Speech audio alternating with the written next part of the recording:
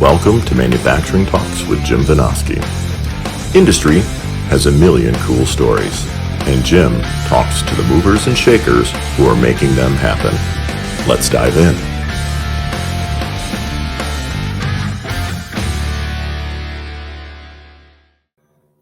Hey everybody, welcome back to Manufacturing Talks. I'm Jim Vinosky. I'm joined once again by Paul Tice. Now let me get this straight. He is Senior Fellow at the National Center for Energy Analytics. Welcome, Paul. Good to be back with you, Jim. It's good to have you back. There's been a lot that has happened since we chatted last time, so I'm really looking forward to catching up. Yep, a lot of good news going on right there. Before we dive in, for those who didn't see your previous show, why don't you do a quick recap of who you are and how you got doing what you're doing? Yeah, so I spent 40 years working on Wall Street, mostly covering the energy sector and investing in it. And I retired from my day job about 3 years ago. Wrote a book about ESG. Yep, and right here. And what's Orange Book Good? That's the motto. Yep. And We'll have a link to that. Which discusses, all the problems with sustainability and the financial industry, a lot of which has not been rectified, even with Trump in the White House. Yep. So there's still work to do there. And then about a year ago, after the book came out, I joined the National Center for Energy Analytics, which is an energy think tank run by Mark Mills. And we're focused on just producing the research and the studies to bolster sound energy policy. We seem to be turning a corner under the current administration, so that's very good. We have a paper coming out on the nuclear sector this week, actually, which I can put in a plug for later on. Yeah, for sure. Definitely give me that link and I'll add that to the show description. And there is so much to cover. The thing on LinkedIn that you posted about that kind of drew my attention and had me like, man, it's high time to get Paul back on, was the recent news on the EPA and the endangerment finding. So why don't we start with that? Sure. So, and I think that's a very positive development, because if you look at all of the climate regulations in this country, which have mainly been pushed by the Obama administration as well as the Biden administration. So climate is it's a partisan issue, and it's being pushed by Democrats and the left. The endangerment finding from 2009 was kind of the foundation for all the other regulations, including financial regulations, that have kind of spread and have a climate or an emissions goal to it.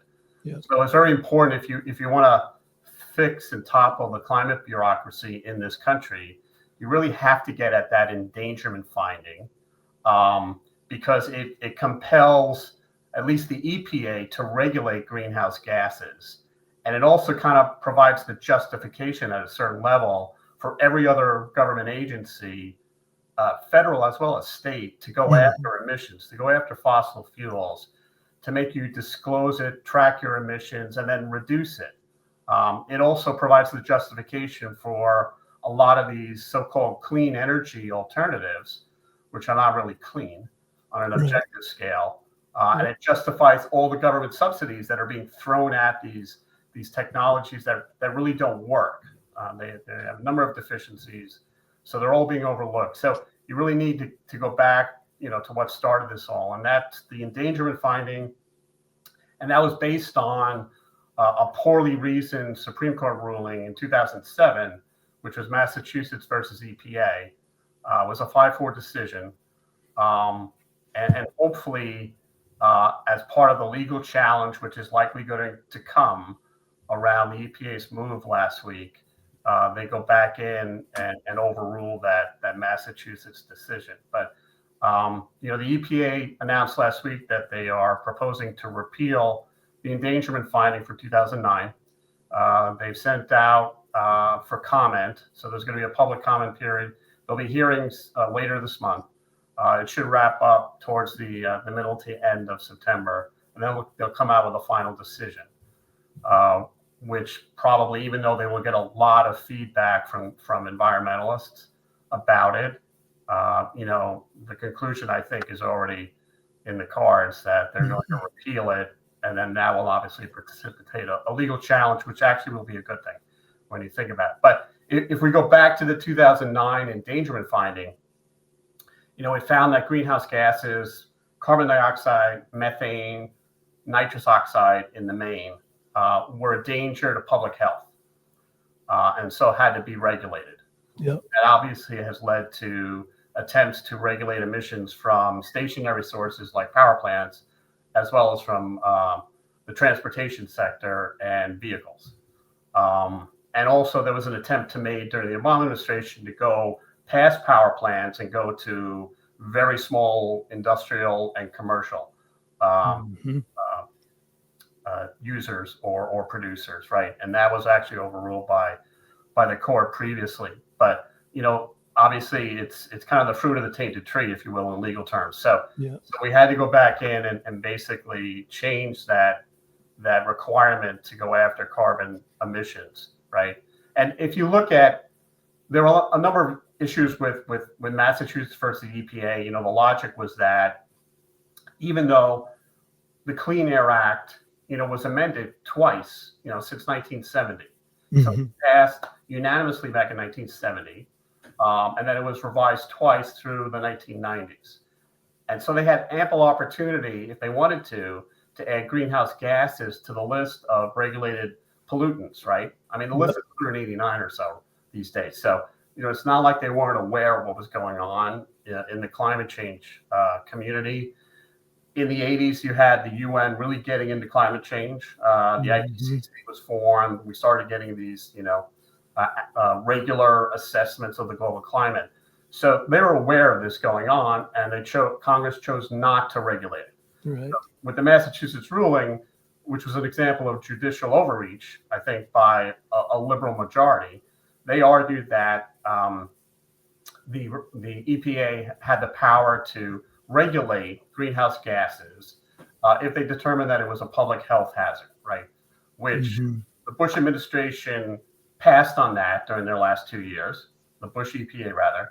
And then as soon as Obama came into office, within less than a year, for those people who are going to argue that we're rushing now, it took less than a year back in 2009 for the EPA under Lisa Jackson to rule that greenhouse. So, that was a foregone conclusion, right? Yeah. And greenhouse gases, only in a very abstract way are they a pollutant. If you buy into the whole chain of events that increasing carbon emissions is leading to a rise in average global temperature that's changing the climate systems of this planet and leading to extreme weather events, right? Again, there's data and proof that that's not actually happening. Right.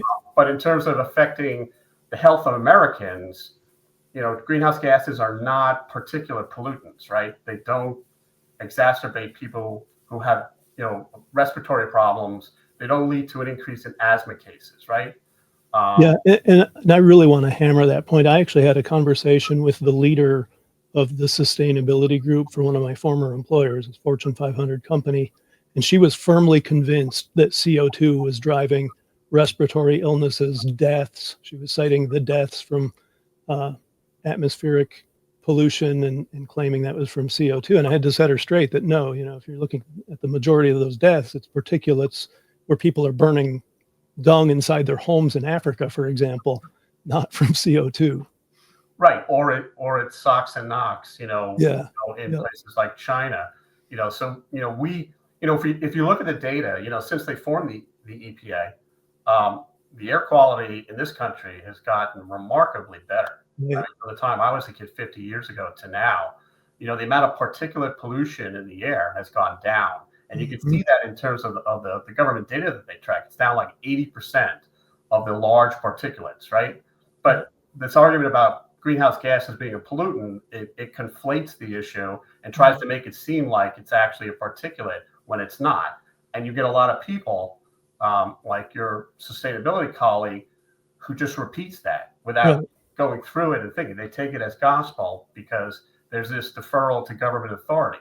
And I think it's fair to say that after the last 30 years, a lot of the so-called climate research is corrupted. It's corrupted by government money, people who have made a living off of climate. And this will be a good process, I think. Repealing the EPA endangerment finding Along with that, last week, Chris Wright at the DOE came out with a research paper chaired by 6 climate scientists, offering a contrarian view, or at least a more balanced view. Everyone's called them skeptics. Even the Wall Street Journal, the news section of the Wall Street Journal, the headline was, climate skeptics now flex their policy muscle, right? Which again it's amazing, the editorial page of the journal versus the news side. It's on 3 different papers, but that's been the spin, because the climate community, the scientific community, if you will, has not wanted to debate this ever, right? Yeah, well, and I saw a clip from Lee Zeldin just this morning on CNN saying, even if you're going to take things at face value, say from the UN or the IPCC, back in 2009, they made certain predictions about where we would be today that are wildly off the mark. So if you're just updating based on the science, you should change course. Right. And then they're going to deny that. They're going to, they'll deny the data, they'll deny the science. It's amazing how flexible they are in order to, to stick with the argument. Right. But if you look at the paper that came out, it's 150 pages. Everyone should read that, because it's written in fairly easy to understand English, as opposed to the IPC reports, which are thousands and thousands of pages, and they are purposely dense so that your mind freezes over, and all you can really do is say, okay, well, these people seem to know what they're talking about, I'm going to defer to them. Yeah. But the paper done by the 6 scientists, and again, they're called skeptics only because they've had a more balanced, skeptical approach, which you should have with science, right? Exactly. Steve Koonin, it's Judith Curry, it's Roy Spencer, it's Ross McKittrick, it's John Christie, right? And the paper is very circumspect because, they are from the science community. I mean, if I had written the paper, it would have been a little more blunt and over the top, but, I've worked on Wall Street and I'm from Brooklyn, right? So they're very circumspect with how they couch it, and they just highlight all the uncertainty in the data, right? Steve Koonin likes to say, he wrote this in his book, the climate science doesn't say what you think it says. And that's very true. And so their paper is 150 pages. And if you read it from front to back, you should come away with, there really is a lot we don't know about climate. And also, whatever we do here in the US is not going to fix a purported global problem. Right. Because we're such a small piece of the puzzle these days. Yeah. We've already shut down our coal industry, which is a disgrace to us. Oh my gosh. Yeah. Don't get me started there. But the next step, if we were to keep going on this, and thank God we've hit the pause button, would be to shut down natural gas, right? Right. And LNG, and we already saw the beginnings of that, in the last couple of years of the Biden administration. So, well, and unfortunately, states like mine are still on that course. Yeah, and that's actually something that has to be in the follow-up from this federal move, which is to go after a lot of these state regulations, climate and emissions related, that we can't have a bifurcated energy policy in this country, right? So I would love to see, the same preeminence of the federal government when it comes to national energy policy as we see around immigration, let's say. And I know there are problems there when you have a lawless federal government when it comes to immigration, but we can't have blue states going their own path, interfering with interstate commerce, or having states like California set emission standards or gasoline standards for the rest of the country, right? Or financial reporting standards, right? So, there are a lot of blue states that are hunkering down. They did this during Trump's first administration, right? Or we left the Paris Agreement, at least nominally. It's an illegal, non-Senate approved treaty, right? And we have to respect apparently the exit rules, though, right? So by the time we were able to leave, we already had the next election, right? So that's something to talk about, whether we want to around how they're now handling the process of leaving and really sticking a fork in that. But there's still mop up to do. But if we can remove the argument that greenhouse gases are a pollutant and get that out of people's mind, then it'll be easier to target all of the individual regulations that have been passed because of it, right? And then that's something to think about with the Supreme Court. You know, they've been moving the last couple of years with the conservative majority to roll back a lot of these bad precedents, right? Roe v. Wade was one of them, right? And that took 50 years, right? And we're now doing that with the deference that's been shown to regulatory agencies for the last 4 decades, right? So they rolled back Chevron precedent last year. The unfortunate part of that is that didn't invalidate all of the decisions that were based on Chevron deference, right? So each of those have to be attacked individually.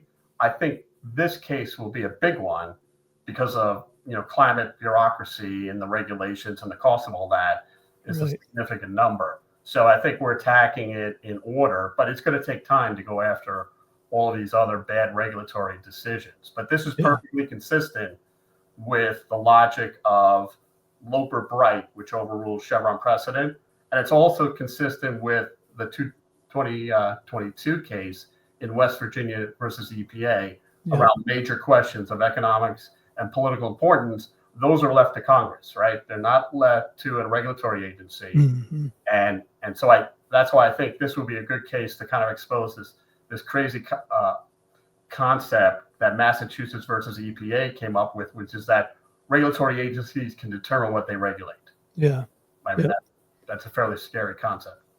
Let's kind of do a state of affairs assessment. So in the lead up to the last election, I hammered 2 points really hard from my manufacturing, and one of them was around energy. And the course we were on at the time is just what you laid out a few minutes ago, where we were basically on Europe's course toward net zero and therefore deindustrialization.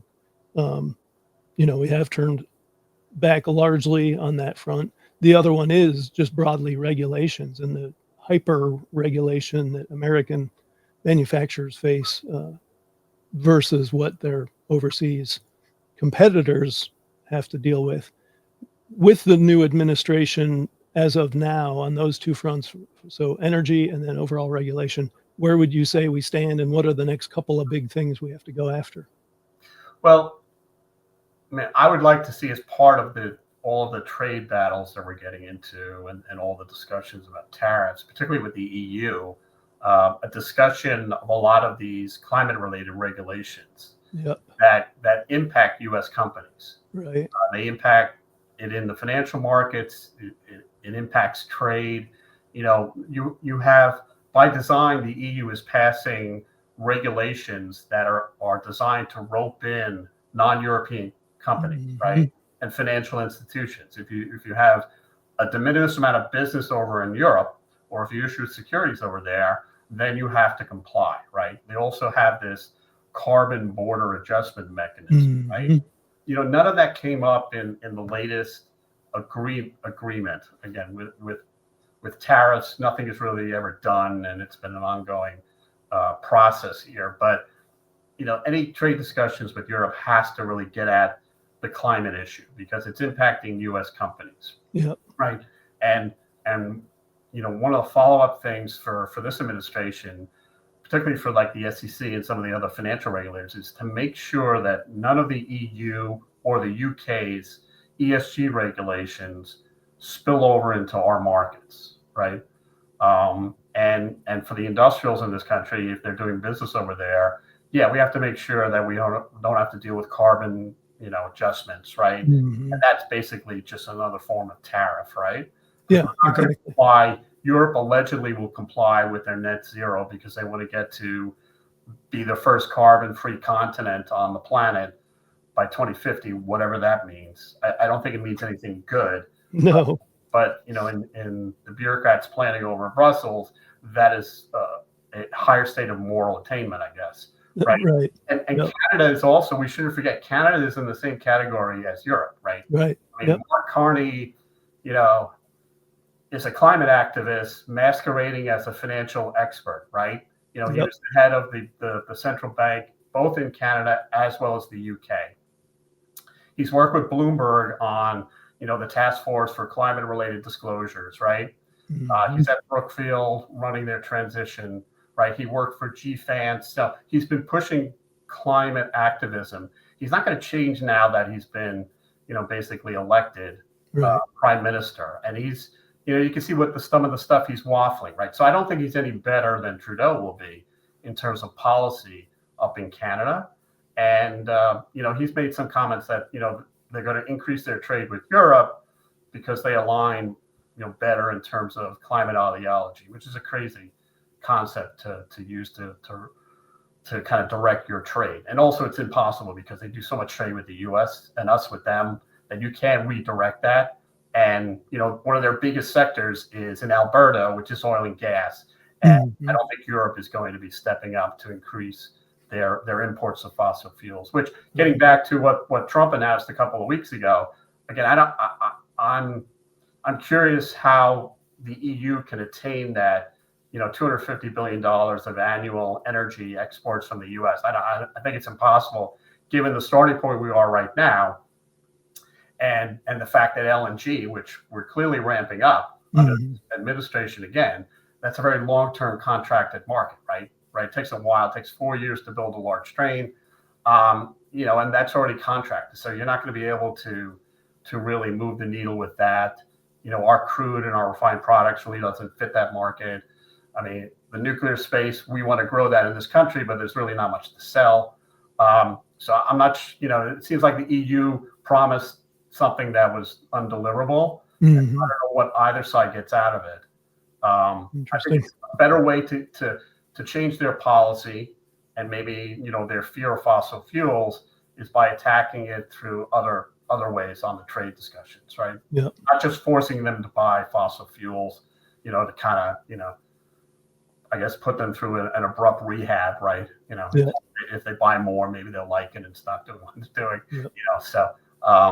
So I think the trade discussions have to have some sort of climate policy angle to them, at least when we're dealing with developed countries. I mean, with the developing world, none of them are doing any of this, right? China, India, so we're at a disadvantage versus them, right? Because they're ramping up their use of fossil fuels, they're growing GDP per capita, all of which they should be doing, but we're doing the exact opposite, or we're being forced to do the exact opposite by scolds from the United Nations. Toward that end, last time we were together, we focused on your book, The Race to Zero, which I still recommend everyone read because we're definitely not out of the woods. But where would you say we are as far as those ESG regulations in the finance world kind of hurting us toward lunacy back at that time? Have we changed course at all? I am optimistic, much more than a year ago, but I think we have to be realistic about the work still to be done. And if you look at Wall Street over the last in the time since the last election, right? Because obviously Trump won. I think that surprised a lot of people, and then obviously changed policy.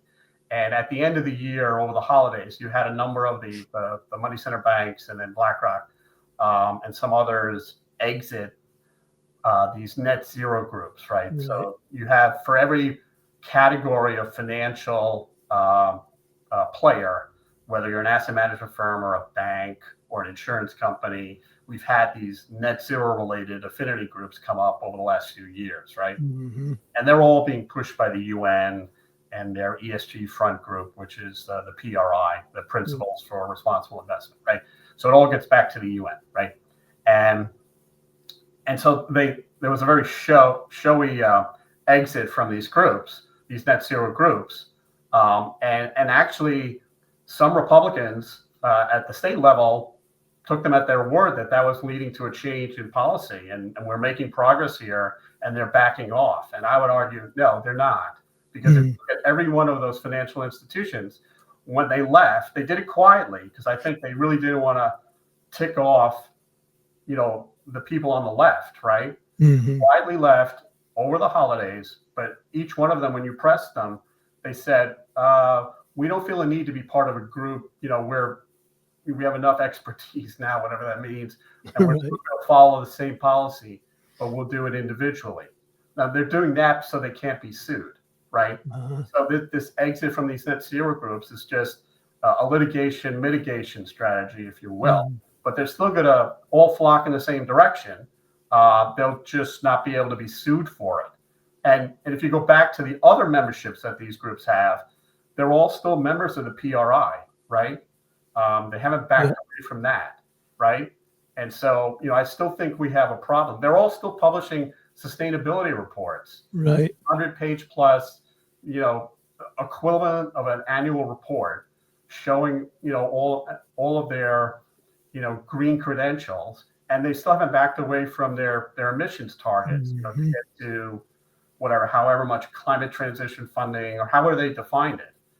A lot of still define it as net zero by 2050. So for a bank, getting to net zero by 2050 means you are going to defund the oil and gas sector and no longer lend to it by that point, right? Yep. Right. And there are a number of banks that are still in that category. So I wouldn't take it at their word. I still think there's work to be done. Maybe with the federal government really undercutting a lot of these climate regulations, that'll be the catalyst. But I think it's way too early for states like Texas, which has been very surprising. Texas is taking the lead on a lot of these anti-ESG regulations. They've been suing, BlackRock is the punching bag, obviously. Right. The anti-ESG movement, a lot of states have piled on and sued them for slightly different reasons. But Texas, after this net zero exit, they removed a lot of these financial institutions from their blacklist. Yeah. And it's like, I think that's quite premature. Yeah. Honestly. So I still think that, if we really want to eradicate this, we need to convince, and I think part of the problem is a lot of companies, even energy companies, even Exxon and Chevron, they know how politics will change abruptly in this country. Yep. And policy takes a little longer to change. So I think a lot of them are waiting to see exactly whether it's just going to be another 4-year blip under Trump 47, like we had with Trump 45, and then we're back to another Democratic administration, the same policy push, or is this a real permanent, lasting change?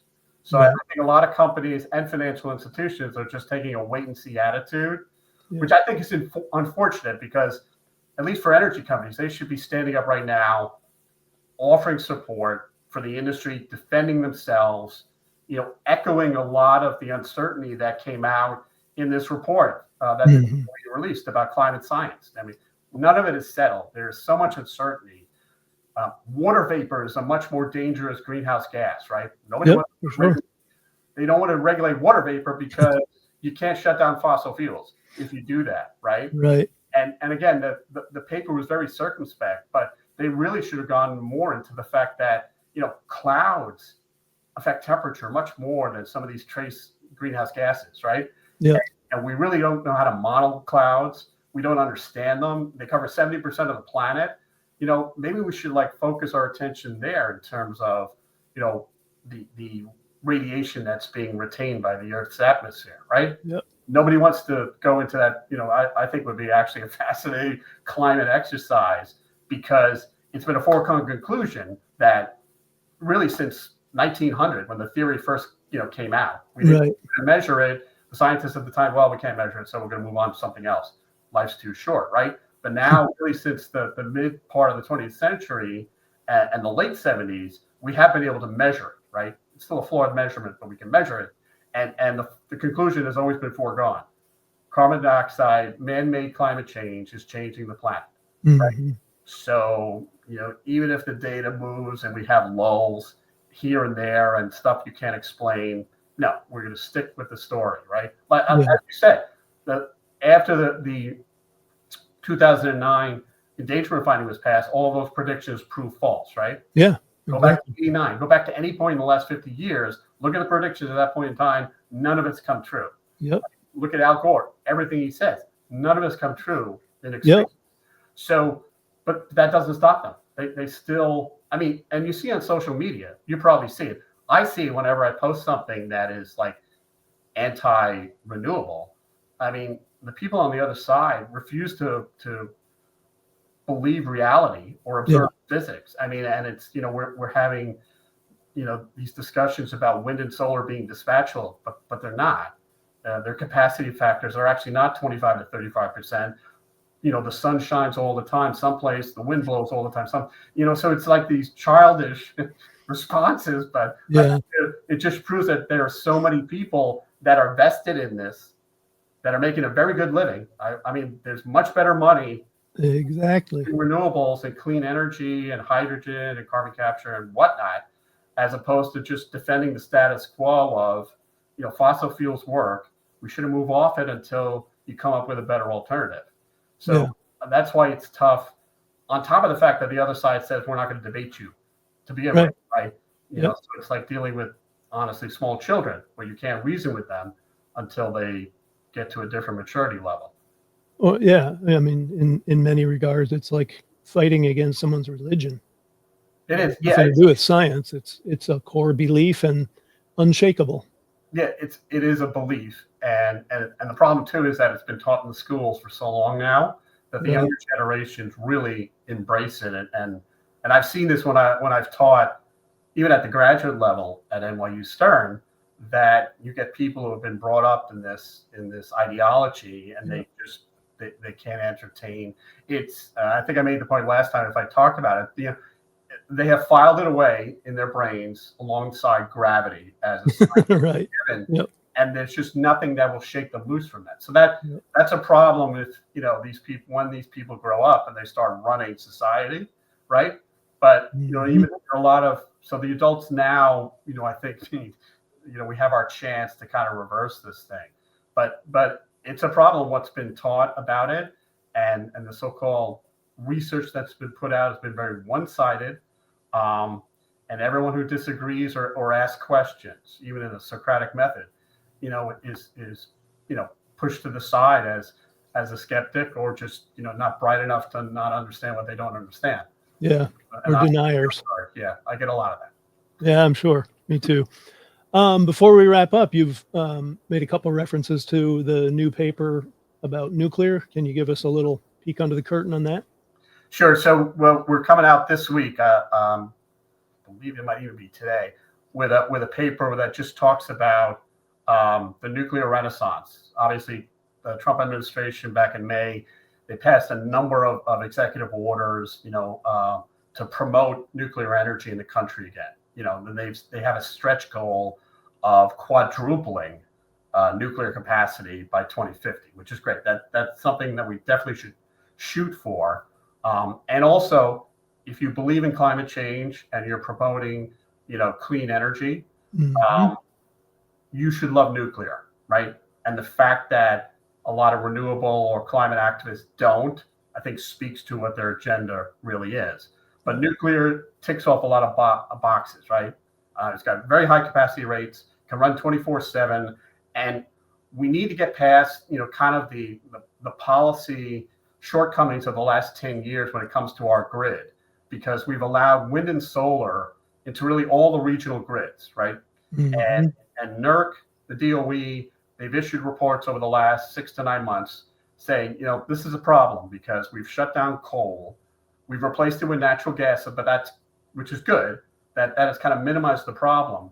Right. But if we continue adding wind and solar and allow that to replace our remaining dispatchable power, then we're going to have outages, right? Yep.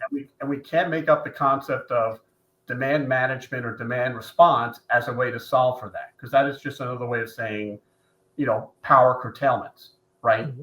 So they have both flagged this. Nuclear obviously is the solution, and it can run for 80 years. It's got the longest operating life. And you're seeing that now with some of the plants that were shut down or plan to be shut down are getting new 20-year licenses, right? Yeah. So, well, here in Michigan, we're restarting the Palisades plant, thank God. Right. And even the tech sector is on board with that, which just shows you that if we're going to meet the surge in demand, which, the last 20 years, we've had flat demand in this country.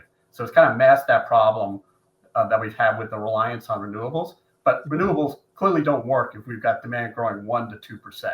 And that's the forecast going forward, because of all these data centers and other large industrial users, some of which are coming back from overseas, right? Right. Your options, to meet that demand and avoid outages are basically dispatchable power. If we have an all of the above energy policy, when it comes to the grid, it has to be all of the above if you're dispatchable, right? Yeah. wind and solar don't work, right? So we need to get past that diversity concept, if you will, where we're ignoring all the other issues with wind and solar to let it in. So your choices are coal, natural gas, and nuclear, right? And with nuclear, a lot of the criticism has been because it's too costly, takes too long to build. Mm-hmm. And there are issues around, and we go through this in the paper. Over the last 50 years, this country has not been very good at building large reactors, right? Right. But there are extenuating circumstances. A lot of that has to do with the NRC and safety regulations that we're forever changing. So if you look at the data for completion and cost for those completed before 3 Mile Island and after, there's a clear sea change in terms of that, right? And then you had Fukushima, and we've seen that in the last 20 years after the last attempt to get to a nuclear renaissance under the Bush administration, right? Had a lot of orders for new reactors. Only 2 got completed 20 years later, and those only completed the last 2 years down in Georgia. And they also came in at the highest price ever on an inflation adjustment. But then again, the problem there had to do with the NRC, the process for approving amendments and change orders. And then you also had the bankruptcy of Westinghouse, which was the EPC contractor, right?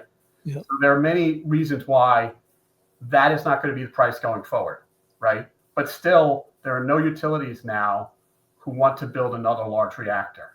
And in the paper, we propose that what we have to do is basically acknowledge the fact that electric utilities are risk averse. They're not very good at building large reactors, and deregulation has kind of fed that risk aversion. We need to bring in new players who can actually manage the construction, build them on time, on budget, and then flip them to a utility operator. Utilities are very good at operating nuclear plants, not very good at building them. And also, I know that the administration wants to be agnostic about which technology we use, but if we want to get anywhere close to our capacity target, we have to stick with building large reactors, more than 1 gigawatt each. These SMRs, they're less than 300 megawatts. We haven't built one yet, so you have all that technology risk and cost risk. So we should build what we know. We need to get back on the horse and build another AP1000 reactor, which is the technology we use down at Vogtle, because we have the blueprints. We have detailed blueprints. We just need someone who actually, has the financial expertise and the risk tolerance to undertake that. And I think it's Wall Street. I think it's infrastructure, private equity funds who have the expertise and the financing acumen to do that. And I think Trump basically needs to pitch Wall Street and the private equity community on that opportunity if we want to hope to get things started again. Okay. Well, so the good news is you're a little more bullish than you were last time we chatted. The bad news is we still got some way to go, right? Definitely. And it's going to be more blocking and tackling. But once, the challenge comes through to the endangerment finding repeal, and they will be challenged because the left just cannot do that, right? So once it's challenged, they will have to go back in, overrule Massachusetts versus EPA, and that'll basically be follow up to the Chevron deference reversal, right? And we'll basically attack the roots of all the climate regulations. But then we need to go in and we still have to address, stationary sources, the Clean Power Plan. We have the SEC climate disclosure rules, and then we have to go down to all of the state levels with some of their financial disclosure and emissions requirements, and use the same argument that you can't regulate this anymore. This is the federal domain. I would even be very aggressive and go after some of these congestion pricing schemes that we have in New York City, right? Because clearly constrain interstate commerce and the movement of goods and services as well as people. And they have an emissions target. People try and focus you on the money that's going to be raised and how it's going to help public transit. But if you look at all these congestion pricing schemes, they are, a policy plank of climate groups like the C40 group, right? So I think the Trump administration hasn't tried that tact up until now.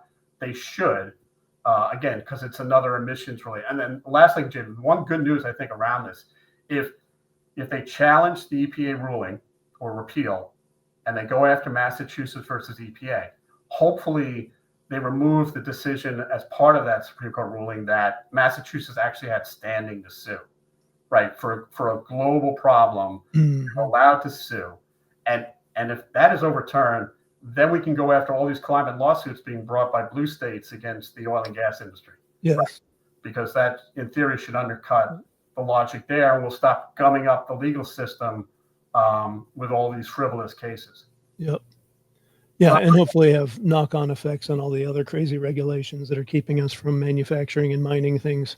Yeah, but time is of the essence. I mean, we should not assume that there's going to be another Republican, right, after 2028. Right. So the Trump administration needs to do all this, the DOE, the EPA, and accelerate it through. So, if the review period for the repeal is September, they need to come out before year end. And then we need to hopefully it gets expedited review in the Supreme Court. And then they need to attack all these other larger issues that have flowed from it. All right. Well, fingers crossed, Paul. Appreciate you coming back on and updating us. Okay. Thanks for having me, Jim. Good to be back. Yeah. And of course, as always, thanks to you in the audience. You are why we're here. Man, this one was packed with lots of details you need to know. We try to hit those every Tuesday. We're here every week. I can't promise every show we have is going to be this detailed, but they're all going to have stuff you need to know. So tune in every Tuesday. We'll be here. Until then, I'm Jim Vinosky with Manufacturing Talk, signing off. See ya.